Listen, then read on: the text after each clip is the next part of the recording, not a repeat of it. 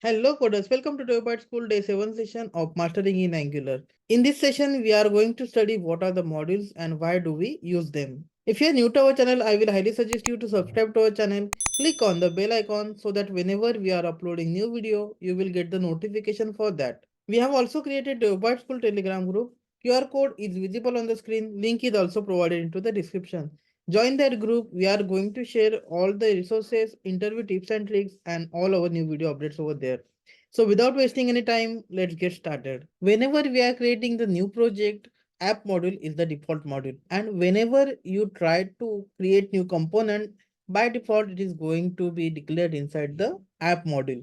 If you are having a smaller project, it will not cause any issue. But suppose you are building a large scale application, that time you will have number of components and it is not the standard way to declare all the components inside the app module. So how to overcome this problem? To overcome this problem, we can declare multiple modules. Okay.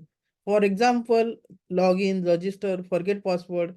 All these are the similar type of component. We can keep them into the auth module. In the similar way, we can create a different module as per our requirement. There can be the user module, there can be shared module, there can be common module, core module you can declare, and all of these modules are going to load whenever they are required. So let's jump to our code and we will understand this better. Now we will create one module, auth module. Okay. And to create a new module, we have a command ngm, ng for Angular, G for generate, M for module. Then we will specify the path for our module.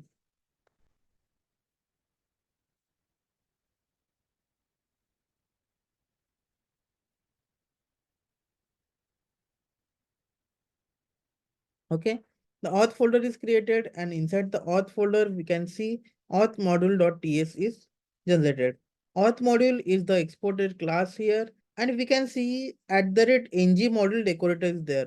What is ng module decorator? It basically tells Angular program that this is our module. Inside ng module, you can see some parameters. One is a declaration, one is the import, and we also have some more parameters like provider to import the services. We will see that in the later videos. Let's try to create some components inside the auth module. As we have discussed already, to generate the component, the command is nggc and then your component path. So nggc, ng for Angular, G for generate and C for component.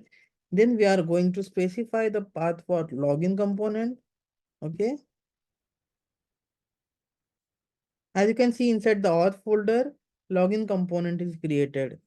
And if you see here, login component is added inside the declarations. So instead of adding login component into the app module, it added into the auth module declaration. I hope you understand why we use the custom modules. So the components inside the custom modules are declared into their module file.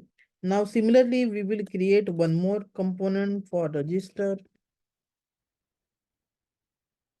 As you can see, the register component is created. And if you notice again inside the declaration, the register component is added. So we have successfully created our auth module. Now we will see how lazy loading is working. Inside the auth module, we will create one more routing file.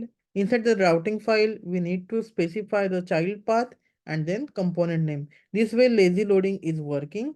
We have also created one sample HTML page which is showing routing. Let's run the application. Our application is running. Now on the home page, currently auth module is not loaded. Okay. When you click on the login, dynamically auth/login page should call and auth module should be loaded.